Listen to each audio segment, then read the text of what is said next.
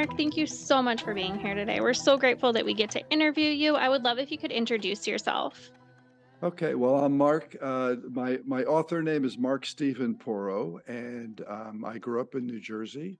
I'm one of six children, and I went to school in Ohio at the Ohio State University, and I got a degree in industrial design. And I worked for a couple of really good design firms, and then I got the acting bug, and I moved out to Los Angeles in 1984 and played that game for about 28 years. But what was good about that is I got into writing there. So I did some stand up, I did a lot of improv, and started writing screenplays and studying acting for many, many, many years. And so that got me into the writing. And so that brings me to um, why we're together tonight is I wrote my first book, which was a memoir that chronicles my 3.5 year adventure of taking care of my mom for her last few years. So I moved back from LA back into the home where I grew up in Ridgewood, New Jersey, and became a first-time parent to a 89-year-old stubborn, guilt-tripping, yet funny lady. Love that. I would love if you would dig a little bit deeper into what your book's about. What's all in it? Okay, so in 2011, a few days after my mom's 89th birthday, she seemed to just shut down.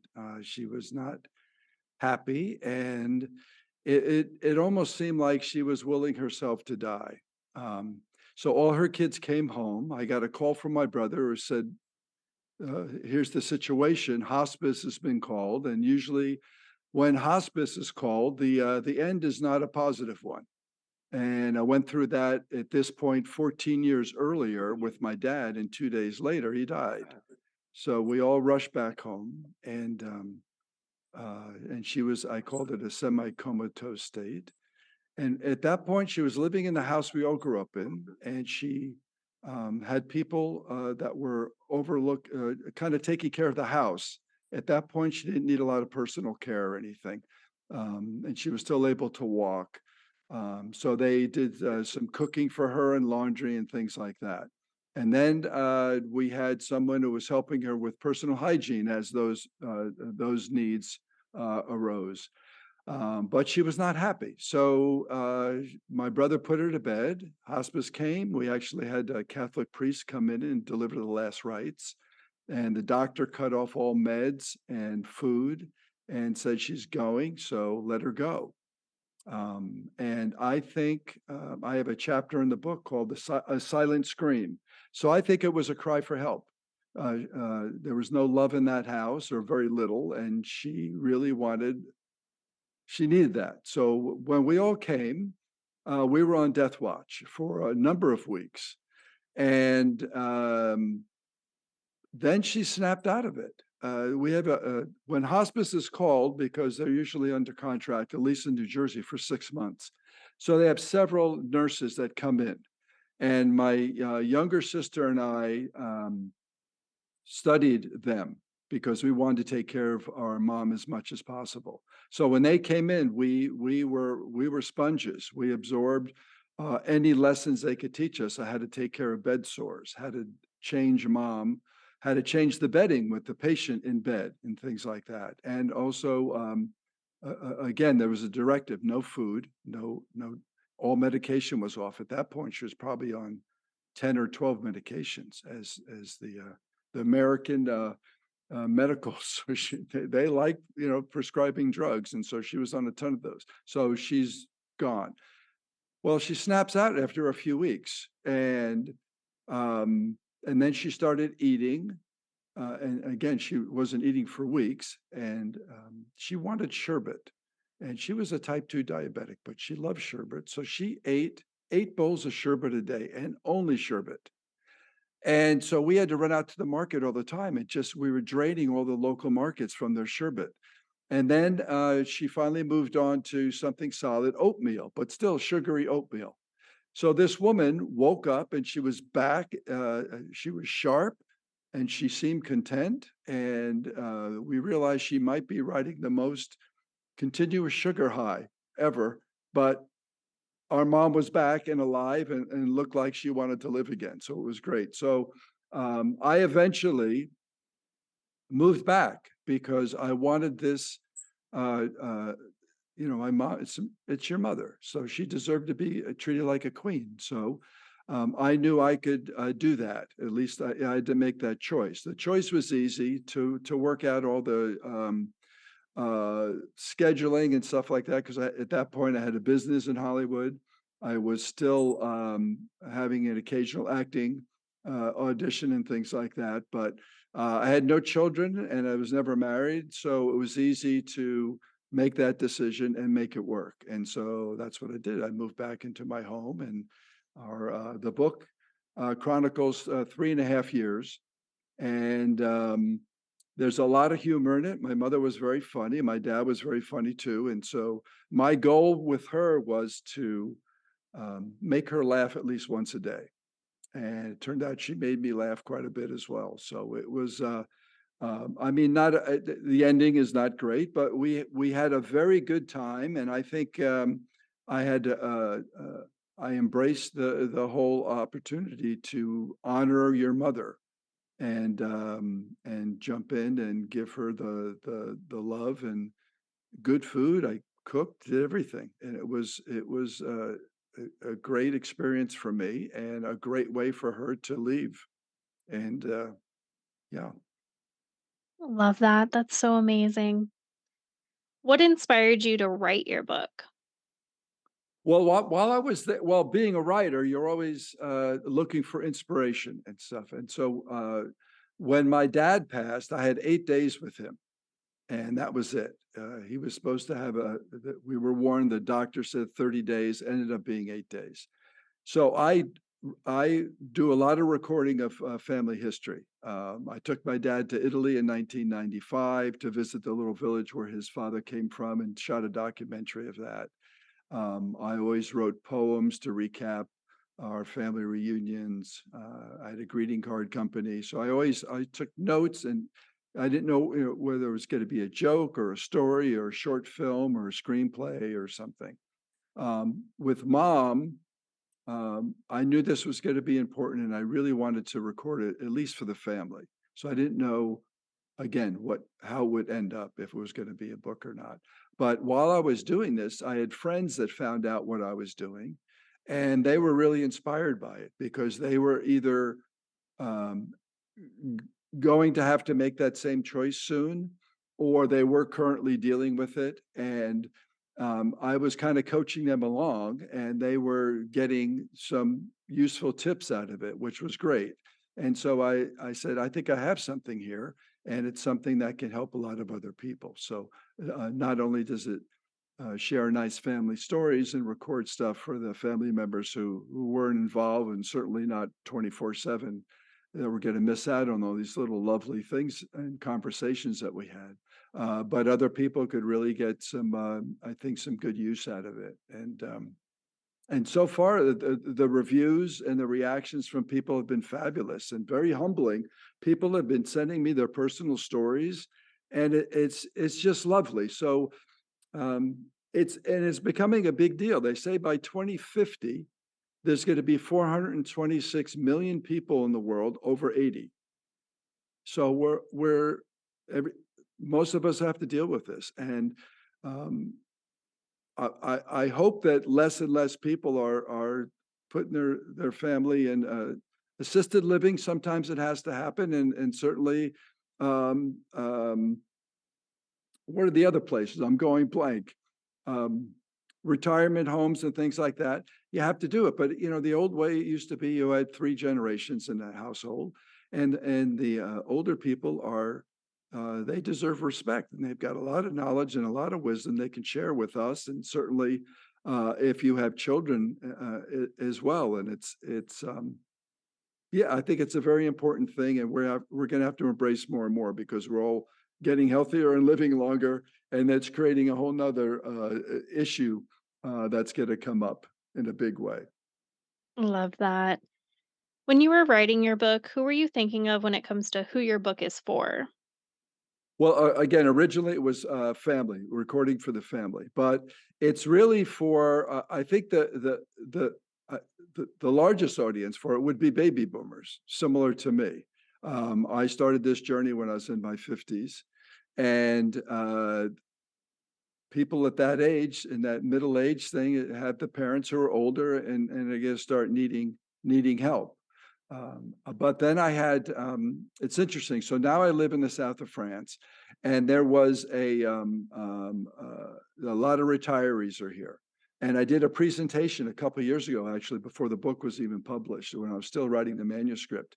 And one of the ladies stood up, and she was an older lady. She goes, "When is this book coming out? Because I want to give it to my kids, so they learn how to take care of me." And I said, "Well, that's a whole nother market I never thought about." So it's a wide range. There's a lot of young and old, but I think the biggest market is baby boomers. Love that. How long have you been writing and what made you really sit down and start? Well, I was always I grew up in a very creative house, and so I always like wrote skits and wrote funny music and things like that. My whole life, and then short stories in school and things like that. But when I got to Hollywood, it was more performing. But I took a class, and it was a big time casting director at the time. He cast like Happy Days and Laverne and Shirley and a lot of soap operas. So he was a very important person to meet in Hollywood. And I took his class, and let's say it was a 6 week audition class. And he announced at the first class that everybody will be writing a scene, casting the scene, and having the actors perform the scene in front of the rest of the class. And I freaked out. I said, "Well, you do all this stuff in high school and maybe even some in college, but this is Hollywood. This is big time." Um, but I did it. In the first scene I did, I cast these two actors, and they did a great job. And the reaction was fabulous. I said, "Oh, now I'm hooked. This is great." And so I started studying writing. Hollywood, again, if you're writing sitcoms or screenplays, they're very specific, and it's a whole different formatting and way to write. So I studied that extensively for a long time.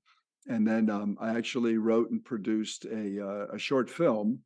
It was a parody, a comedy, and actually it won a comedy award at an international festival, I think, in Houston, Texas. And those things help. And then you put that stuff on YouTube, and it's it's a lot of fun. The book stuff didn't really come into play until I think taking care of my mom. So that's the first book that I attempted, and it's a memoir. So I started studying memoir. My mom passed in 2014, and so I needed some distance because it was very emotional, and tears come easy for me. So it was very difficult to sit and really try to write it. But I had the chronological story of us, this journey. But then I started writing family history and other scenes and incidents that my mother and I, and certainly my dad and I, and my siblings, that all seemed to reinforce this journey and why I took it. And if you read some of those early stories and how I was brought up, this was not a big deal. This is my parents always stressed caring for others and being a good, honest person. We grew up in a pretty strict Catholic family. Um, I may have been the black sheep of the family, but those the golden rule certainly applies. And so um, once I studied memoir, which is again a very specific type of writing. I felt very comfortable with this, so there we go. We put the thing. So it's probably about 5 years once I had a lot of notes, I had videos, and I had photographs that inspired things. But the notes were great because I had notes of a lot of the conversations that we had, and those paved the way for flashbacks of scenes from our childhood or my childhood and things like that. So, um, Yeah, and then I'd say the most difficult part of the book for me was structure. How to chronologically, it could be a nice boring book, but like more like a documentary going, okay, here we go. We went this and this day and this day. You wanted to make it more interesting and exciting for a reader. For family history, that might have been fine, but where to place those scenes to make it more interesting and also to tell a fuller, deeper story. So the structure was difficult for me. But once I landed a publisher, which was kind of cool. So for my first book, because of they said I got a lot of rejections because at that point I lived in France. So you were sending stuff from a French address. They think I'm French. And what does this American or this French person know about American marketing and all this kind of stuff? So there were a lot of no's. But one publisher actually said no very quickly. And for some reason, I contacted them and asked them some questions. And they said originally no because they thought I was French. And they said foreign authors do not understand American marketing, and that was their no. And I said, hey, I'm from Jersey. I got it. I know marketing. I've had businesses. And they said, send us the manuscript. And it was their acquisitions editor really resonated with her, and but she had notes, which was great. But she said, you have an original voice and it's a refreshing story. And we see a lot of potential in this story. And so they gave me notes. And I think that was also kind of a test to see if this author is willing, or actually you're a writer until you're published. So if this writer would be willing to take notes. I took the notes and the notes were great. And the notes didn't interfere at all with, let's say, my voice or my story. They really enhanced. And so I took a few weeks and did the rewrite and sent them the manuscript. And that's when they said, okay, let's work together. Love that. That's so amazing. What is your schedule like when you are writing a book? Wow. That once I sit down and say, I'm going to write this thing, then it's just crazy. It's like when I was doing, when I get inspired, uh, I go. And sometimes it's 20 hours a day. You just keep going till you fall over. So this one was kind of like that. I had all the material. It was just sitting there and actually writing it in an interesting way. And then you start editing and then you start honing it down. I think Stephen King has a great book on writing. And he said, I think every time you do a read through, you take out another 10%. And and that is so true because what may be interesting to you is not interesting to a reader with fresh eyes. So with this book, it was like 4 or so years. I have a girlfriend here was not happy because I would always be writing at her place. And but where I live now is a beautiful place and it's very inspirational. And so this is where I do most of my writing and I can stay up as late as possible. Um, Other than that, it's usually inspiration. So even when I was doing jokes and screenplay ideas in LA, once I got inspired, especially if there was one screenplay, this normally doesn't happen. I got this idea and I said, oh my, and I didn't go to sleep till I was finished. And it was like 4 days of writing this screenplay, which it's pretty good. It's a good, very funny comedy.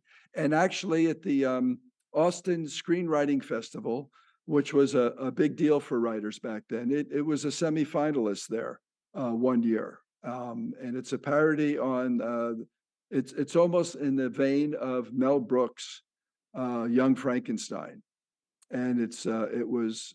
I don't know if you've ever seen. So you have the Frankenstein monster in Frankenstein. Then you have the Bride of Frankenstein. In that movie, in the original movie, the bride really gets shortchanged. She shows up, comes to life about 10 minutes at the end of the film. She rejects the monster, and then the monster kills her. And that's it. I'm going, well, that's terrible. The bride really didn't get her due, and it's called The Bride of Frankenstein. So I wrote a parody in the vein of going off of Young Frankenstein, where the bride does come back to life after being buried after the monster destroyed the castle or the laboratory that she was in. She came back to life 100 years later. and we go off the races there. So it was a lot of fun, and that one came very quickly because once I got that idea, I said, okay, this is going to be good. So I don't have I'm not a disciplined writer. Once I get going, it's very disciplined. But I will make notes all the time because as I was writing this book, I do have plans for other books, and there would be certain memories or chapters that I thought are really good and important, but I think this is going to be better for a book. The next book is going to be focused more on my dad. So I would write those things and flush them out as best I can, and then put it in that folder for the next book. So I have a lot of material for the next book because of what I went through in the research for this particular book. Love that. What do you need in your writing space to help you stay focused? Wine. I live in the south of France. No, I'm kidding. To stay focused, I guess quiet. It's interesting because I used to listen to music a lot, not while writing. I used to love music, and I thought, oh, I could do. I did a lot of my homework and stuff by music. I don't like any sounds. Sometimes I can do it if I need to block out noise that may be outside, or but I need quiet. So I have noise canceling headphones. If there's noise out there, I'll just put it on silent. Sometimes I've tried to throw in a little music if I need inspiration. Like when I was writing a screenplay about Italy, and so I did play Italian music. That seemed to help me there. Um, but yeah, I needed quiet, peace and quiet, and no distractions. Love that. What is your favorite writing snack and drink? Well, I can't really say the wine because the wine doesn't help. I mean, it does help a little bit, but not if you're spending 20 hours writing. So coffee or hot tea. Obviously, the name of my book is A Cup of Tea on the Commode because that was my mom's favorite drink. So when I'm working late and I don't want to get jacked up too much on caffeine, I'll have a nice herbal tea. It's kind of soothing and fun. I used to eat hot tamales, the cinnamon candies. I used to love those, and I used to get like the 5 pound bag at Costco.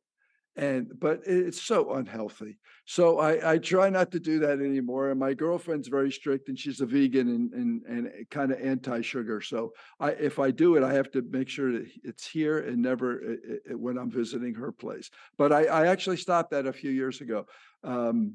But that used to be the go-to thing: hot tamales and hot tea.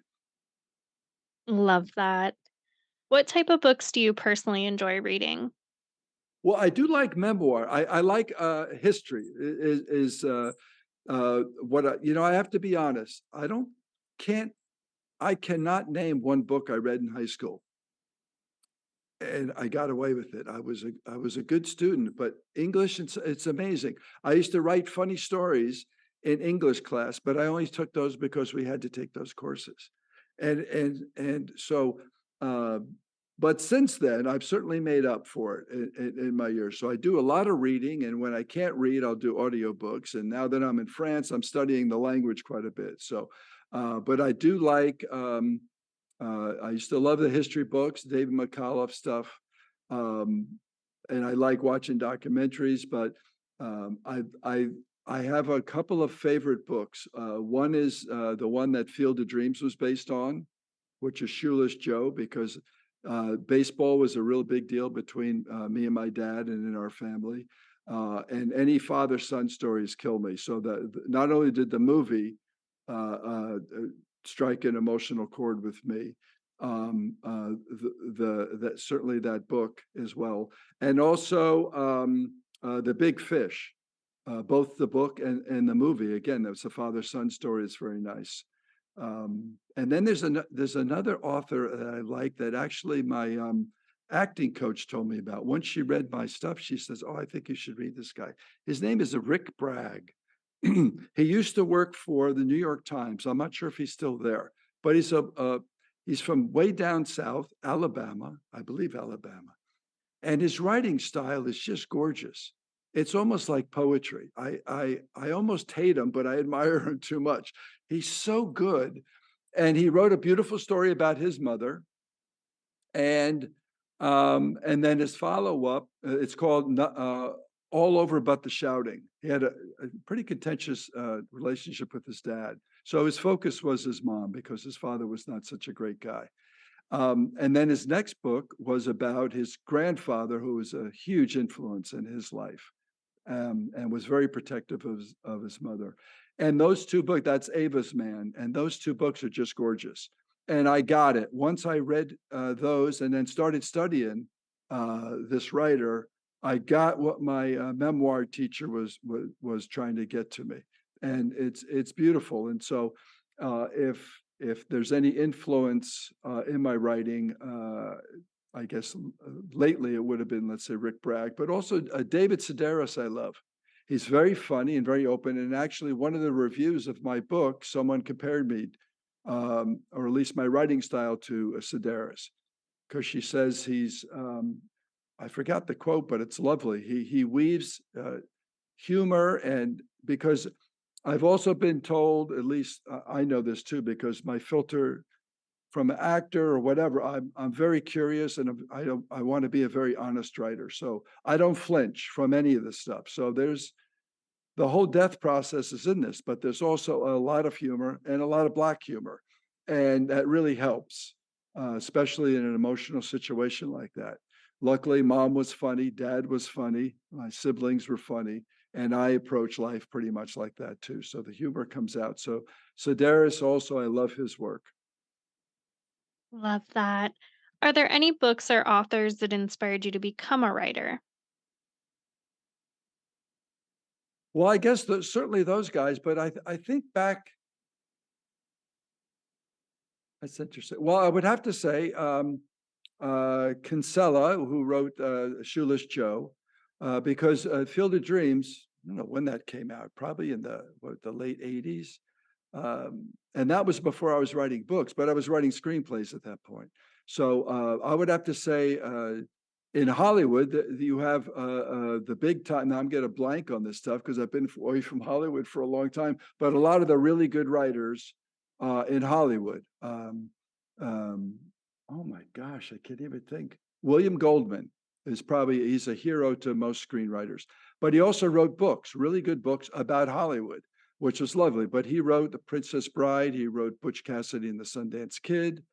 I think he did All the President's Men. He's just incredible. He just passed, I think, a couple of years ago, and I used to see him all the time at it was a screenwriting festival in L.A., which was like a 3-day festival, and William Goldman was always there hanging out. And he's like the guy that I think most screenwriters in Hollywood are inspired by or look to. So I would have to say my early inspirations were the Hollywood types. Love that. What type of books did you grow up reading? Did you have an all-time favorite? Again, boy, it's tough. I know my brother gave me Treasure Island when I was a kid, and then I remember we had a big fight, and I remember tearing page after page out of that book because I was so angry with him. So I don't even know if I ever read it. I certainly ripped it up. Um, I used to love the comic books like Beetle Bailey and Peanuts, Charles Schultz, and some, which was funny because Charles Schultz's daughter and I used to be in improv class together, which was very fun. Um, uh, but that's it. I really cannot remember a book early in life that stayed with me. On the other side of that, now as an adult, do you have a favorite series or author that if they come out with something, you automatically grab it? Well, definitely Sedaris. And with Rick Bragg, Bragg, I've read two of his books. Wrote another one about a dog that I haven't finished yet, but it seems to be very funny because I don't think he was a dog guy. And I think he is retired now back in Alabama. and this dog, who apparently I think was a kind of a curmudgeon of a dog, but it became like his best friend. And it's a very funny point of view on a dog. Usually, you have your dog or your love, and you can't wait. It's like your child. This one's like, this idiot keeps hanging out here, and I don't know why, because I don't like him, but he's there. So it's a very fun relationship. Love that. What would you tell someone just starting out with reading again? Well, read what you like. You don't want to force it, it depends on how what you want to write. So with, let's say, memoir, I was interested in memoir, so I started reading a ton of memoir, and it's very helpful. But you learn from a range of things, so you certainly want to expand and read some fiction, other nonfiction, historical or whatever. Um, but yeah, I mean, keep your options open for stuff. But even comedians, you find that there's a with the joke telling and stuff. Not even to write jokes, but you learn because they get to the heart of what's going to make them laugh or what they twist. Very short and very few words, which is great. So it's like tweeting almost, or Xing. I don't know, what do you call that now? With formerly known as X, as Twitter. Are we Xing now instead of tweeting? I'm not up on that, so I'm not quite sure. I'm not either, but we keep saying, you see X, formerly known as Twitter. So anyway, we'll find out. Stay tuned. On the other side of that, what would you tell someone just starting to write their own book? Well, what most people say, and this is almost so cliche at this point, but just write, write, get the first draft out. Don't worry about anything, just go. And they call it usually the vomit draft. So just put it all out. And then as you go through it, you'll find out there's a lot that's wasted that you don't need. Because especially now, people usually don't have a long attention span or whatever. And again, you can get to the heart of what you're trying to get to in fewer words, and it's better for everybody. So just write. Right, and if you're inspired by other people, steal from them in the beginning because it will influence you. Don't plagiarize or anything, but let that their method or whatever absorb that, and then just but get it out first, because everybody has a story. Everybody doesn't necessarily have a good story, but they have a story, or they have a nugget of a story, and the more you write, and I think the more you study, you can expand on that. Um, but it's work. It's very rare that anybody writes something and it's fantastic or whatever. So takes a lot of work. And sometimes I remember reading a story about a writer, and he said, "I spent 8 hours today. In the first hour, I removed a comma, and by the end of the day, I decided to put it back." And that was his day. And sometimes that's true. You can obsess with certain things but don't obsess with that first draft. Just get it out. Love that. What's one thing that people are generally surprised to find out about you? Well, maybe the sense of humor. I think it comes out kind of early, but some people, um, especially when they've read the book, they've said, "Boy, I had no idea you were this funny," or which is, I guess, kind of nice to hear. Um, yeah, I guess I look somewhat conservative, and I maybe carry myself that way a bit and I could be a little shy in the beginning, but um, yeah, I'm pretty crazy guy at some point. So yeah, that might surprise people. Love that. Is there anything you would like to say or add? Well, I would say if people, if this, if people are serious about writing, I'll tell you the situation with me. So I wrote this thing. And then I said, okay, what am I going to do with it? You can easily go to self-publishing if that's the route. But I said, no, I really want to, I want to be published, and I want to either get an agent first or a publisher first. And I started doing research and finding out, the contact information, and then sent out stuff, and it was rejection after rejection. And you have no idea if they're really even looking, because in Hollywood, you certainly get used to rejection. You're rejected every day. Even if you're not facing anybody, if you don't have an audition, that's a rejection.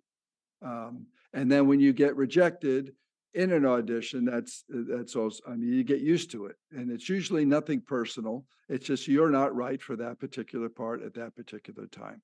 So timing and luck has a lot to do with it, but you really have to be prepared. So that you have to get the writing is, I would say, the best that you can do, and then go after either the publisher or agents, and don't take no for an answer. Um, well, I mean, don't be a pain in the neck, but make rejection is going to happen. Everybody has been rejected. We've heard all these stories, J.K. Rowling and everybody's rejected tons. But if you believe in your work, and you believe that there's an audience out there for it, um, go whether the publishing route, or now again with the self-publishing and Kindle and Amazon, all that stuff. Get your work out there if you really think there's a value in it and it brings you joy. Certainly do it. Love that. I'm gonna go a bit off script. Um, would you have any different advice for someone if they were just starting out with writing screenplays? Well, you got to study the format. It's a very different process. Um, And then, especially with screenplays, dialogue is a big deal. I always felt I was really good with dialogue because I was an actor for so long. But also, you listen to people. Sometimes you'll read dialogue in a screenplay, a bad screenplay, and people don't talk like that. We talk in short sentences. We get things across a lot of times non-verbally, and so you have to learn how to write that. I remember there was a screenplay where it might have been Air Force One, where Harrison Ford played the president, and there was a whole like a paragraph or two of a monologue that was very important for the writer.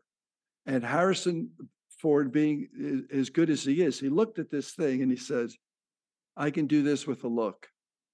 I don't need any of it."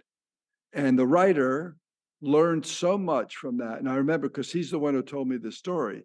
He said, "I learned so much about writing from that actor with all his skills and experience, taught him that day, saying, you don't need all the words."